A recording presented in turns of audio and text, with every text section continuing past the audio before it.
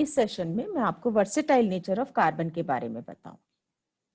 Carbon के बारे में हमने पहले भी पढ़ा था कि कार्बन बहुत सारे large number of organic compounds they are made by carbon. Carbon बहुत सारे ऑर्गेनिक कंपाउंड्स बनाता है।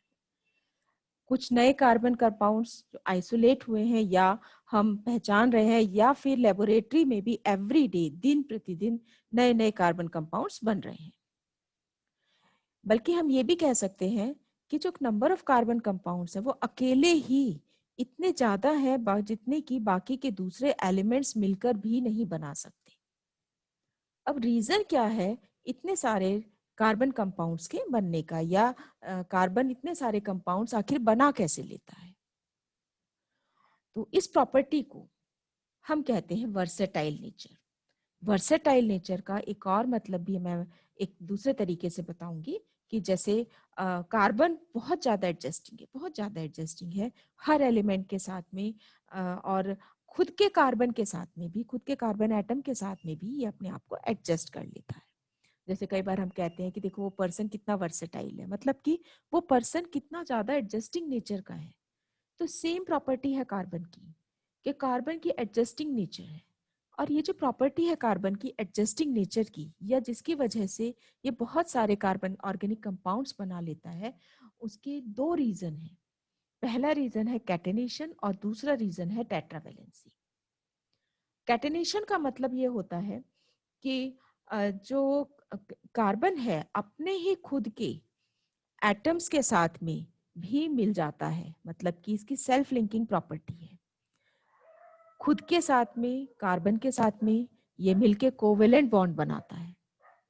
ठीक है, तो ये जो प्रॉपर्टी है कैटेनेशन, इसकी वजह से कार्बन कई सारे कंपाउंड्स बनाता है। कंपाउंड्स जो बनाता है या ऑर्गेनिक कंपाउंड्स जो बनाता है वो होते हैं स्ट्रेट चेन की फॉर्म में, ब्रांच चेन की फॉर्म में, और रिंग्स ऑफ डिफरेंट साइज।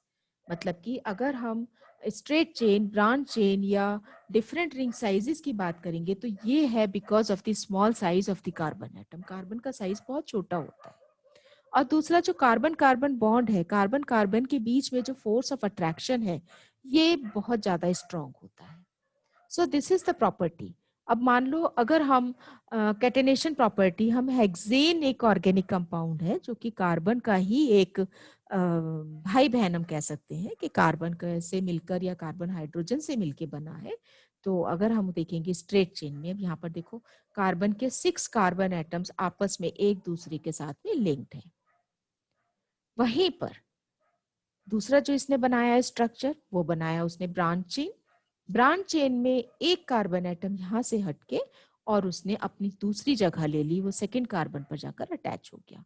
मतलब कि same property, same carbon atom से, सेम मॉलिक्यूलर फॉर्मूला से कार्बन ने क्या किया, ये दो स्ट्रक्चर बना दिए। तीसरा स्ट्रक्चर जो बनाया कार्बन ने वो बना दिया साइक्लोहेक्सेन। तो साइक्लोहेक्सेन क्या है? It is a ring type structure. ये रिंग की फॉर्म में स्ट्रक्चर प्रेजेंट है। तो हम ये कह सकते हैं कि दिस सेल्फ लिंकिंग प्रॉपर्टी, जो सेल्फ लिंकिंग प्रॉपर्टी है कार्बन की, जिसकी वजह से ये large number of organic compounds बना देता है। इसके बाद में जो दूसरा रीजन है फॉर दी कार्बन कंपाउंड्स, जो दूसरा रीजन है कार्बन के लिए जिसकी वजह से वो बहुत सारे ऑर्गेनिक कंपाउंड्स बनाता है, वो है इसकी वैलेंसी 4 है। मतलब कि this is a quite large valency. और because of its large valency of 4, ये लार्ज वैलेंसी 4 होने की वजह से ही कार्बन एटम कोवेलेंट बॉन्ड बनाता है दूसरे कार्बन एटम्स के साथ में और दूसरे एलिमेंट के एटम्स के साथ, जैसे hydrogen, oxygen, nitrogen, sulphur, chlorine और बहुत सारे दूसरे atoms. This leads to the formation of large number of organic compounds. और इन सब की वजह से हम ये कह सकते हैं कि कार्बन बहुत सारे ऑर्गेनिक कंपाउंड्स बना लेता है। ना, अब टाइप्स ऑफ ऑर्गेनिक कंपाउंड्स में, मतलब ऑर्गेनिक कंपाउंड्स आखिर कौन कौन से बनाता है, उनमें एक बहुत इंपॉर्टेंट जो है वो है हाइड्रोकार्बन। हाइड्रोकार्बन का मतलब हो गया कि compounds which are made up of carbon and hydrogen, they are known as hydrocarbons. जो मोस्ट इंपॉर्टेंट सोर्स है हाइड्रोकार्बन्स का वो है पेट्रोलियम या क्रूड ऑयल, जो कि हमें अंडरग्राउंड ऑयल डिपॉजिट से मिलता है। इसके अलावा नेचुरल गैस भी प्रेजेंट होती है पेट्रोलियम डिपॉजिट्स के ऊपर, जिसमें भी हमें हाइड्रोकार्बन्स मिलते हैं। जनरली जो हाइड्रोकार्बन्स होते हैं वो 3 टाइप्स के होते हैं, सैचुरेटेड हाइड्रोकार्बन, अनसैचुरेटेड हाइड्रोकार्बन और एरोमेटिक हाइड्रोकार्बन। एरोमेटिक हाइड्रोकार्बन आप लोगों के सिलेबस में नहीं है, तो हम जो स्टडी करेंगे या मैं जो बताऊंगी आप लोगों को क्लास 10 के सिलेबस के हिसाब से, that is the saturated and unsaturated hydrocarbons. Saturated hydrocarbons को हम एल्केन्स भी कहते हैं। जनरल फॉर्मूला है CnH2n+2। अनसैचुरेटेड हाइड्रोकार्बन्स एल्कीन्स हो गए, जनरल फॉर्मूला है CnH2n, और एल्काइंस हो गए, जनरल फॉर्मूला है CnH2n-2। ये जनरल फॉर्मूला आप लोगों को क्रैम करना है, रटना है, क्योंकि इसको समझाने का कोई और तरीका नहीं है। तो फॉर्मूलाज है तो फॉर्मूलाज को हमेशा हम लोग क्या करते हैं, फॉर्मूलाज को हम लोग हमेशा याद करते हैं। अच्छा, अगर डिफरेंस आ जाता है सैचुरेटेड और अनसैचुरेटेड हाइड्रोकार्बन्स में, तो हम डिफरेंस की फॉर्म में क्या लिखेंगे। अगर हम सैचुरेटेड हाइड्रोकार्बन देखते हैं तो इसमें सिंगल बॉन्ड प्रेजेंट होता है। अनसैचुरेटेड हाइड्रोकार्बन में डबल और ट्रिपल बॉन्ड प्रेजेंट होता है। अब बात आती है कि जो सिंगल बॉन्ड प्रेजेंट है वो किसके बीच में प्रेजेंट है। सिंगल बॉन्ड प्रेजेंट होता है कार्बन कार्बन एटम्स के बीच में। कार्बन और हाइड्रोजन के बीच में तो सिंगल होगा ही, लेकिन कार्बन और कार्बन के बीच में भी सिंगल बॉन्ड ही प्रेजेंट होगा। पर अगर अनसैचुरेटेड हाइड्रोकार्बन देखेंगे तो जो डबल और ट्रिपल बॉन्ड प्रेजेंट है ये कार्बन कार्बन एटम्स के बीच में प्रेजेंट होगा, ये हाइड्रोजन के साथ में प्रेजेंट नहीं होगा। और अनसैचुरेटेड हाइड्रोकार्बन हम डिफाइन भी करेंगे because of the double or triple bond between the carbon atoms, not between the atoms of carbon and other elements. दूसरा, सैचुरेटेड हाइड्रोकार्बन्स को अगर हम बर्न करते हैं तो ब्लू फ्लेम के साथ में बर्न होता है, जो नीली फ्लेम आती है उसके साथ में बर्न होता है। लेकिन अनसैचुरेटेड हाइड्रोकार्बन सूटी फ्लेम का मतलब हो गया ऑरेंजिश रेड कलर की फ्लेम के साथ में बर्न होता है। सैचुरेटेड हाइड्रोकार्बन सब्स्टिट्यूशन रिएक्शन देता है। सब्स्टिट्यूशन रिएक्शन के बारे में हम लोग बाद में पढ़ेंगे, बहुत छोटा सा मैं बता देती हूँ। सब्स्टिट्यूशन का मतलब होता है कि अगर कार्बन किसी दूसरे एलिमेंट के साथ में जुड़ता है तो वो अपने साथ में जुड़े हुए किसी एक एलिमेंट के एटम को हटा देता है, सब्स्टिट्यूट कर देता है। ठीक है। दूसरा, unsaturated hydrocarbon addition reaction show करता है। एडिशन रिएक्शन का मतलब हो गया कि यहाँ पर डबल बॉन्ड और ट्रिपल बॉन्ड टूट जाते हैं और उनकी जगह पर दूसरे किसी भी एलिमेंट का एक एटम जुड़ जाता है। सैचुरेटेड हाइड्रोकार्बन लीस्ट रिएक्टिव होते हैं, बहुत कम रिएक्टिव होते हैं। रिएक्टिव इसलिए कम होते हैं क्योंकि नॉर्मली क्या होता है कि ये खुद में सेटिस्फाइड होते हैं। इनकी जो कार्बन की जो 4 वैलेंसी है वो अपने आप में सेटिस्फाइड होती है। लेकिन अनसैचुरेटेड हाइड्रोकार्बन्स रिएक्टिव ज्यादा होते हैं क्योंकि डबल और ट्रिपल बॉन्ड प्रेजेंट होता है। डबल और ट्रिपल बॉन्ड को तोड़ना बहुत आसान होता है और ये इजीली टूट के इसकी जगह पर हम दूसरे एलिमेंट्स के एटम्स को एडिशन कर सकते हैं उनका, जो अभी हमने थर्ड में पढ़ा था कि इट शोज एडिशन रिएक्शंस। अब देखो, बाकी बताने से पहले मैं क्या करूंगी, आप लोगों को थोड़ा सा मैं नॉमेनक्लेचर का हिंट दे देती हूँ। नॉमेनक्लेचर एक्चुअल में है क्या। केमिस्ट जितने भी थे, केमिस्ट का मतलब हो गया कि केमिस्ट्री में जो साइंटिस्ट हैं उन्होंने एक रूल डेवलप किया था ऑर्गेनिक कंपाउंड्स को नेम करने का, उनको नाम देने का, based on their structure which is known as IUPAC, international of pure and applied chemistry. एक यूनियन है जिसमें जितने भी साइंटिस्ट काम करते हैं उन्होंने एक यूनिवर्सल रूल दिया था for naming the organic compounds या कार्बन कंपाउंड्स के नाम देने के लिए। ठीक है, and it is known as nomenclature. जैसे सपोज देखो, अगर 1 कार्बन एटम प्रेजेंट है ऑर्गेनिक कंपाउंड में तो उसे हम कहेंगे मीथेन। ये सब आपको याद करना है। 2 कार्बन एटम्स प्रेजेंट हैं किसी भी ऑर्गेनिक कंपाउंड में तो हम बोलेंगे उसको इथेन। अगर 3 कार्बन एटम्स प्रेजेंट है then it is propane, 4 carbon atoms में butane, 5 carbon atoms pentane and 6 carbon atoms hexane. 6 carbon atoms में ही आपके सिलेबस में है, फिर से एक बार पढ़ लेते हैं हम। 1 carbon atom it is methane, 2 carbon atoms ethane, 3 carbon atoms propane, 4 carbon atoms butane, 5 carbon atoms pentane and 6 carbon atoms hexane. अब देखो, अगर हम मॉलिक्यूलर फॉर्मूला देखते हैं एल्केन्स का। तो एल्केन सैचुरेटेड हाइड्रोकार्बन है, सफिक्स लगता है इसमें, वो लगता है AN, ठीक है, तो इसीलिए हमने इनको नाम दिया एल्केन्स। अगर न कार्बन एटम 1 है, जैसे यहाँ पर है कार्बन एटम, ये नंबरिंग दी हुई है कार्बन एटम्स की, अगर कार्बन एटम 1 है तो हम नाम देंगे उसको मीथेन, फॉर्मूला हो जाएगा CH4।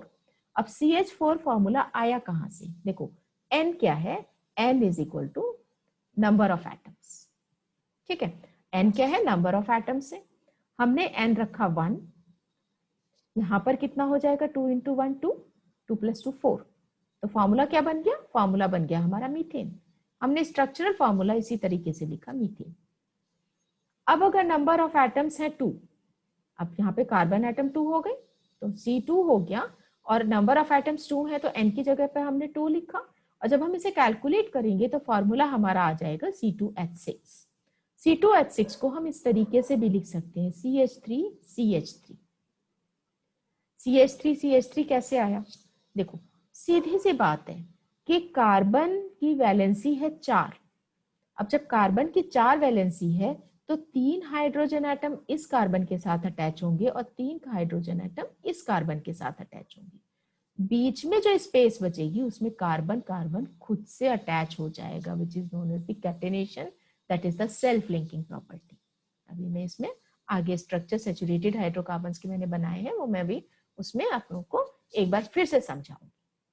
Propane, N number of atoms 3, तो कार्बन 3 हो गए, और जब हम इस फॉर्मूला से कैलकुलेट करेंगे तो हाइड्रोजन आ जाएंगे 8, हम इसको लिख सकते हैं CH3 CH2 CH3, ठीक है। इसी तरीके से हम सारे स्ट्रक्चर्स बना सकते हैं। तो नॉमेनक्लेचर क्या हो गया, नॉमेनक्लेचर हो गया कि IUPAC ने, international union of pure and applied chemistry, जो कि यूनियन है, उसने एक यूनिवर्सल रूल दिया था। यूनिवर्सल रूल क्या दिया था कि ऑर्गेनिक कंपाउंड्स में, यानी कि कार्बन कंपाउंड्स को हम किस तरीके से यूनिवर्सली बुलाएंगे, किस नाम से हम बुलाएंगे। तो अगर कार्बन एटम 1 है तो हम नाम दे देंगे मीथेन, सफिक्स लगाएंगे एन। कार्बन एटम 2 है तो हम नाम दे देंगे इथेन, सफिक्स लगाएंगे again ane. Carbon atom number 3 है तो प्रोपेन, 4 है तो ब्यूटेन, 5 है तो पेंटेन, 6 है तो हेक्सेन। हेक्सेन तक ही हमारे सिलेबस में, उसके आगे आप लोग याद करना चाहो तो ये आप लोग कर सकते हो। अब देखिए यहाँ पर मैं स्ट्रक्चर बताऊंगी कि सैचुरेटेड हाइड्रोकार्बन्स या एल्केन्स, इनका स्ट्रक्चर हम कैसे बनाते हैं। यहाँ पर देखिए CH4, अभी पीछे मैंने बताया था नंबर ऑफ एटम्स 1 है कार्बन के, तो 1 हो गया। कार्बन की क्योंकि वैलेंसी 4 होती है, 4 वैलेंसी होती है कार्बन की, इसका मतलब क्या है, इसका मतलब ये है कि अगर फॉर्मूला है हमारा CH4, इसका मतलब एक कार्बन के साथ में 4 हाइड्रोजन एटम्स अटैच्ड। अब ये जो 4 हाइड्रोजन एटम्स अटैच हैं, ये चारों के चारों कार्बन की चारों वैलेंसीज को सेटिस्फाई कर देंगे। अब नेक्स्ट फॉर्मूला अगर हम लेते हैं N इज इक्वल टू 2, मतलब कि कार्बन के नंबर ऑफ एटम्स हो गए 2, तो हाइड्रोजन का according to the formula number of atom 6 हो जाएंगे। इसका मतलब 2 कार्बन एटम्स के साथ में 6 हाइड्रोजन एटम अटैच है। अभी जैसे हमने पीछे वाली स्लाइड में देखा था कि हमने लिखा था CH3 CH3, अब देखो मैंने जो बताया था CH3 मतलब कि इस कार्बन के साथ में 3 हाइड्रोजन एटम अटैच हो गए, और इस कार्बन के साथ में भी 3 हाइड्रोजन एटम अटैच हो गए। अब ये तीनों तो अटैच हो गए, ये तीनों भी अटैच हो गए, ये तीनों हाइड्रोजन भी अटैच हो गए, लेकिन बीच का क्या, क्योंकि कार्बन की 3 वैलेंसी तो यहाँ पे सेटिस्फाई हो गई, इस कार्बन की भी तीनों वैलेंसी सेटिस्फाई हो गई, लेकिन ये जो 2 कार्बन थे ये अपने आप से भी तो फ्रेंडशिप करेंगे, ठीक है, तो ये क्या करेंगे, ये सिंगल बॉन्ड के थ्रू एक दूसरे के साथ में जुड़ जाएंगे। अब फॉर्मूला हमारा क्या हो गया C2, और हाइड्रोजन एटम्स कितने हो गए, दे आर 6। Similarly C3H8। अब देखो फॉर्मूला जो हमने पीछे पढ़ा था वो हमने पढ़ा था CH3 CH2 CH3, ठीक है, तो CH3 क्या हो गया, मतलब कि जो कॉर्नर का कार्बन होता है उसके साथ हमेशा 3 हाइड्रोजन एटम अटैच होते हैं, अनलेस एंड अनटिल यहाँ पे डबल बॉन्ड या ट्रिपल बॉन्ड ना हो। जैसे यहाँ पर है, देखो यहाँ पे डबल बॉन्ड प्रेजेंट है, यहाँ पे डबल बॉन्ड प्रेजेंट है, तो डबल बॉन्ड है तो हमारे पास अकॉर्डिंगली हाइड्रोजन एटम्स होंगे, 2 भी हो सकते हैं, 1 भी हो सकता है। लेकिन अगर सिंगल बॉन्ड है यहाँ पर तो कार्बन की वैलेंसीज 3 हाइड्रोजन एटम के साथ में सेटिस्फाई होंगी with the single bond. Single bond के साथ में कार्बन में कॉर्नर में हमेशा 3 हाइड्रोजन होंगी। देखो दोनों तरफ कॉर्नर में 3 है, चाहे हम आगे के भी ले लेते हैं, प्रोब्यूटेन ले लें, हम पेंटेन ले लें, हेक्सेन ले लें, कुछ भी हम ले लें, अगर सिंगल बॉन्ड प्रेजेंट है कार्बन कार्बन के बीच में तो कॉर्नर्स में हमेशा 3 हाइड्रोजन एटम्स ही आएंगे, चाहे ये कॉर्नर हो, राइट कॉर्नर हो या left corner. So this is alkane. अब अनसेचुरेटेड हाइड्रोकार्बन का जो फर्स्ट ग्रुप है दैट इज एल्कीन्स। एल्कीन्स में हम सफिक्स लगाते हैं ENE। ठीक है, एल्कीन्स में हम सफिक्स क्या लगाते हैं, सफिक्स लगाते हैं हम ENE। तो एल्कीन्स जनरल फार्मूला हो गया CnH2n। CnH2n का मतलब हो गया जितने नंबर ऑफ कार्बन प्रेजेंट है, कार्बन एटम्स प्रेजेंट है, उसका ठीक डबल प्रेजेंट होगा एल्कीन्स में। ठीक है, फिर से एक बार बहुत ध्यान से सुनो, नंबर ऑफ कार्बन एटम्स जितने होंगे उसके ठीक डबल हाइड्रोजन एटम्स प्रेजेंट होंगे एल्कीन्स के अंदर। इसका मतलब अगर हम यहां पर लेते हैं number of carbon atoms 2, number of carbon atoms अगर हम 2 लेंगे तो हाइड्रोजन एटम्स कितने हो जाएंगे 4। अब सबसे पहले हम क्या करेंगे, सबसे पहले हम यहाँ पे कार्बन और कार्बन को सिंगल बॉन्ड से सबसे पहले हम सिंगल बॉन्ड से, क्योंकि एल्कीन्स है तो सिंगल बॉन्ड से करेंगे। तो सिंगल बॉन्ड से करने के बाद में भी हमें क्या करना पड़ेगा, क्योंकि कार्बन की वैलेंसीज को सेटिस्फाई करना है तो हमें यहाँ डबल बॉन्ड लगाना ही पड़ेगा। तो एल्कीन्स में ऑलरेडी हमें याद है, हमने पढ़ा है कि डबल बॉन्ड होता है, तो कार्बन कार्बन के बीच में सबसे पहले हम लगा देंगे डबल बॉन्ड। अब डबल बॉन्ड लगाने के बाद में देखो कार्बन की 2 वैलेंसी तो यहीं पर सेटिस्फाई हो गई, बाकी की जो 2 वैलेंसी बची वो कैसे सेटिस्फाई करेंगे, दोनों कार्बन एटम्स पे हम 2 हाइड्रोजन एटम्स लगा देंगे। तो ये हमारा हो गया इथीन। मीथेन का एल्कीन ग्रुप नहीं बनता है, मीथेन एल्कीन फॉर्मूला में नहीं होता, क्योंकि एल्कीन्स के लिए minimum number of carbon atoms जो रिक्वायर्ड होते हैं वो होते हैं 2। ठीक है, अब मान लो हमने बनाया प्रोपीन। प्रोपीन मतलब इथेन का जो एल्कीन ग्रुप हो गया वो इथीन हो गया, और प्रोपेन का क्या हो गया, प्रोपीन हो गया। तो अगर हमने प्रोपीन बनाना है तो हम क्या करेंगे, प्रोपेन में अब सबसे पहले देखो प्रोपेन के अंदर कार्बन एटम्स कितने हैं 3, तो इसका मतलब हम सबसे पहले यहाँ पे 3 कार्बन एटम्स लिख देंगे। क्योंकि एल्कीन है तो हमें एक डबल बॉन्ड भी चाहिए, तो हम कहीं पर भी, चाहे यहाँ लगा सकते हैं, यहाँ लगा सकते हैं, कहीं पर भी एक डबल बॉन्ड लगा देंगे। अब अकॉर्डिंग टू द फॉर्मूला के हिसाब से अगर कार्बन एटम 3 है तो हाइड्रोजन 6 होने चाहिए। एल्कीन का जो फॉर्मूला है उसमें हाइड्रोजन एटम्स कार्बन के जस्ट डबल होते हैं। तो अब क्या करेंगे हम, 6 हाइड्रोजन एटम्स हैं। अब देखो डबल बॉन्ड तो यहाँ पर है, अब जब यहाँ डबल बॉन्ड है इसका मतलब क्या है कि 2 वैलेंसीज तो इन कार्बन की यहाँ पर सेटिस्फाई हो गई, बाकी की जो 2 वैलेंसी बची वहां पर हमने हाइड्रोजन लगा दिया, वैलेंसीज हमारी सेटिस्फाई हो गई कार्बन की 1, 2, 3 एंड 4। ठीक, अब ये वाला कार्बन है, मैंने बताया था कि अगर सिंगल है कार्बन सिंगल बॉन्ड से अटैच है तो कार्बन के जो कॉर्नर वाला कार्बन होता है उसमें 3 हाइड्रोजन एटम्स हम लगाते हैं, तो यहाँ पर कितने लग जाएंगे, 3 लग जाएंगे। अब बाकी कितना बचा, एक, जो एक बचा वो हमने बीच में लगा दिया। अब देखो अगर हम वैलेंसीज को देखते हैं तो इस कार्बन में 1, 2, 3, 4 4 वैलेंसीज हो गई सेटिस्फाइड। ये कार्बन हम देखते हैं तो 1, 2 एंड 3, 4 2 वैलेंसीज डबल बॉन्ड से और 2 ये सेटिस्फाइड। और ये जो कार्बन अगर हम देखेंगे तो यहाँ पर भी हमारी चारों वैलेंसीज सेटिस्फाइड है। बिल्कुल उसी तरीके से हम ब्यूटेन बनाएंगे। ब्यूटेन में होते हैं 4 कार्बन एटम्स, हाइड्रोजन हो जाएंगे 8 हाइड्रोजन होंगे, तो हम कैसे करेंगे सेटिस्फाई, पहले हम 4 कार्बन एटम्स को स्ट्रेट चेन में लिख देंगे, उसके बाद हम कहीं पर भी डबल बॉन्ड लगा देंगे। डबल बॉन्ड यहाँ भी लगा सकते हैं, यहाँ भी लगा सकते हैं, यहाँ भी लगा सकते हैं, कहीं पर भी हम डबल बॉन्ड लगा देंगे। मैंने समझाने के लिए, सिंपल बनाने के लिए स्ट्रक्चर मैंने यहाँ कॉर्नर में लगा दिया। ठीक है, अब देखो जहां पर भी डबल बॉन्ड होता है तो कार्बन की 2 वैलेंसीज तो ऑलरेडी सेटिस्फाई हो गई, इसकी भी सेटिस्फाई हो गई, इसकी भी सेटिस्फाई हो गई। अब कितनी वैलेंसीज, कितने हाइड्रोजन एटम्स की नीड है, यहाँ पर कॉर्नर में देखेंगे तो 2 की नीड है, तो हमने यहाँ पे लगा दिए 2 हाइड्रोजन एटम्स। यहाँ पर अगर हम देखते हैं, इस जगह पर देखते हैं तो सिंगल हाइड्रोजन की नीड है, क्योंकि 1, 2, 3 एंड 4 हो गए 4। अब यहाँ पर अगर, क्योंकि सिंगल, यहाँ पर भी सिंगल बॉन्ड है, यहाँ भी सिंगल बॉन्ड है, तो 1, 2 2 हाइड्रोजन की नीड है, हमने 2 हाइड्रोजन यहाँ पे लगा दिए। बाकी के जो 3 बचे, क्योंकि कॉर्नर में मैंने फिर पहले बताया था कि अगर single carbon atom single bond से अटैच्ड है तो कॉर्नर में 3 हाइड्रोजन एटम्स होते हैं। बिल्कुल वैसे ही हम स्ट्रक्चर पेंटीन का भी बना देंगे। ठीक है, थर्ड ग्रुप हमारा आ गया एल्काइंस। एल्काइंस में ट्रिपल बॉन्ड प्रेजेंट होता है और जनरल फॉर्मूला होता है CnH2n-2, दिस वन। CnH2n-2 का मतलब हो गया जितने कार्बन एटम्स प्रेजेंट होते हैं हाइड्रोजन एटम्स उससे 2 कम प्रेजेंट होते हैं। मतलब अगर कार्बन प्रेजेंट है 2 तो हाइड्रोजन कितने प्रेजेंट होंगे? हाइड्रोजन कितने प्रेजेंट होंगे? यहाँ पे देखो कार्बन एटम्स 2 हैं तो हाइड्रोजन 2n-2, हाइड्रोजन भी उतने ही प्रेजेंट होंगे। ठीक है, जितने नंबर ऑफ कार्बन एटम्स उतने ही हाइड्रोजन एटम्स।